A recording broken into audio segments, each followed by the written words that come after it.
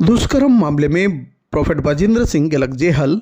जीरपुर का जनाना से दुष्कर्म करे के मामला में पादरी बजिंद्र सिंह का संगे 7 जन कर खिलाफ पुलिस केस दर्ज कर रहे, जेकर में अदालत 5 जन के बरी कर चुकी है और एगो आरोपी सुचा सिंह कर सुनवाई कर क्रम में मृत्यु हो चुकी है। हुए पंजाब कर मोहाली कर जीरपुर का जनानी संग दुष्कर्म मामले में पादरी बजिंद्र सिंह के उम्र कैद कर सजा सुनाल जाए और कोर्ट द्वारा उके दोषी मानते जेहल भेजल गया। फिलहाल एखनु पटियाला जेहल में बंद है। पीड़िता कर वकील अनिल सागर कर बताल अनुसार बजिंद्र सिंह एगो आध्यात्मिक नेता कर रूप में बहुत लोकप्रिय है। उके कहीं कहीं आदमी मन भगवान भी माने ना। वो अपन चमत्कारिक शक्ति से कई गो बीमारिया के ठीक कर चुके हैं, जेकर चलते उके कहीं कहीं पापा भी कहल जाएला और उनकर भक्त मन उनके बहुते मानत रहे। मुदा एगो भक्त पर इसन गलत करे कर आरोप में उके सजा मिल है और उनकर वकील भी कहेला कि जे तरी उकर पर आदमी मन विश्वास करत रहे और उकर विश्वास करे कर गलत फायदा बजिंद्र उठा है,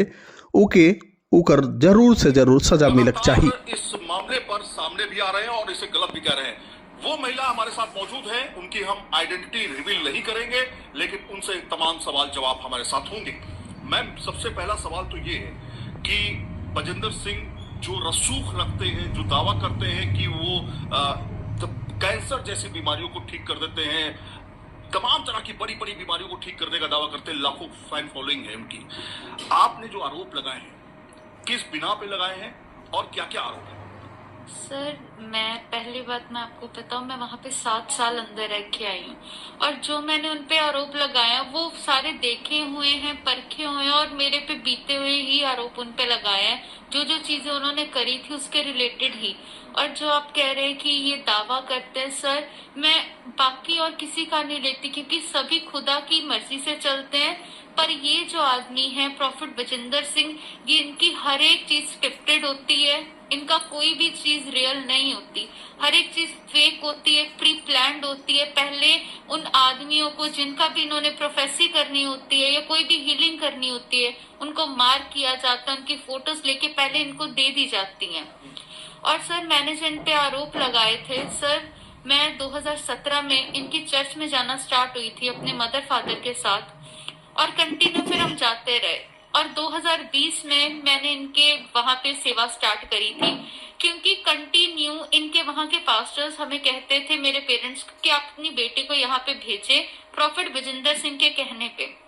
मैंने 2020 में सेवा शुरू करी और 2021 में सर इनका ये कहना है, प्रोफेट बजिंदर सिंह का ये कहना शुरू हो गया कि मुझे आपका नंबर चाहिए, अपना नंबर मुझे शेयर करो। और क्योंकि मैं वहां पे बहुत सी चीजें संभालती थी, हैंडल करती थी, हेड थी, तो मैंने ये कहा उनको, मैं उनको पापा कहती थी क्योंकि मैं उनको अपना आत्मिक पिता के तौर पे देखती थी क्योंकि धर्म गुरु मानते थे कि ये एक पिता के स्वरूप में है।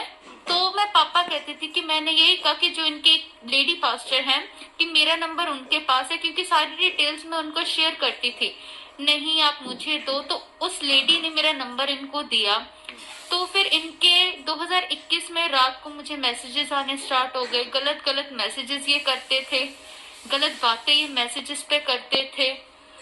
और उसके बाद सर 2022 में मैंने जैसे कि अपनी FIR में भी लिखवाया, 2022 में इन्होंने मुझे एक कैबिन में बंद कर दिया था जहां से ना मैं बाहर निकल सकती थी, ना मैं किसी से मिल सकती थी, ना किसी को बुला सकती थी। इनके टॉर्चर इतने बढ़ गए थे सर, मुझे धमकाना कि अगर मैंने इनकी बातें, ये मुझे बैड टच करते थे, गलत गलत मैसेजेस करते थे।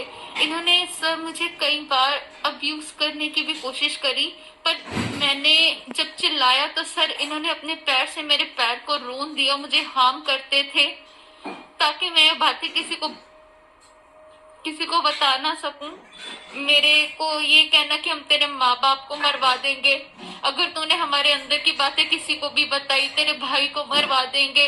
और सर ये सिलसिला यहाँ तक कि नहीं, मैंने जब इनकी चर्च 2023 में छोड़ दी थी ये चीजों के चलते सर मैं डिप्रेशन में चली गई, मुझे पैनिक अटैक होने लग गए, मेरा ट्रीटमेंट चला सर।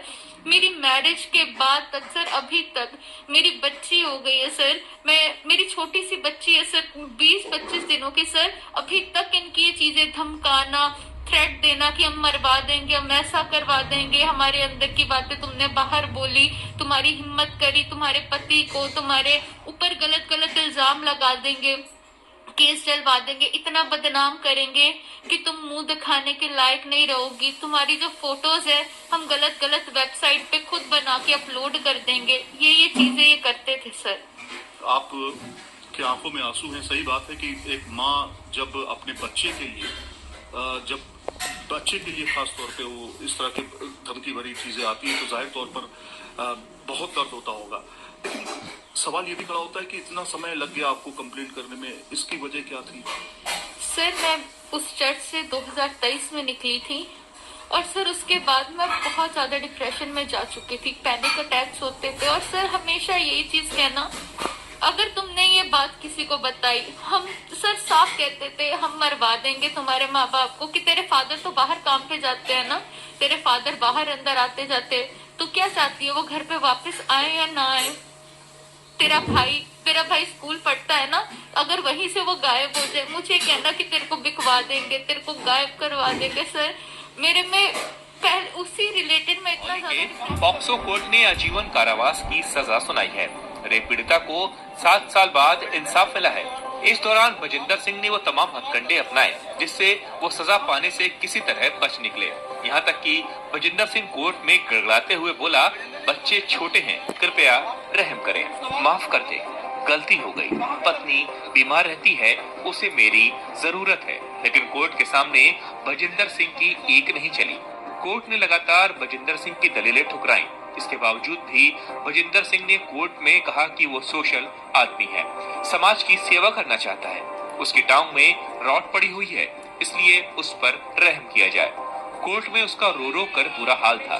कोर्ट रूम में बजिंदर सिंह फूट फूट कर रोता रहा। कोर्ट में उसे उम्र कैद की सजा सुनाई जा रही थी।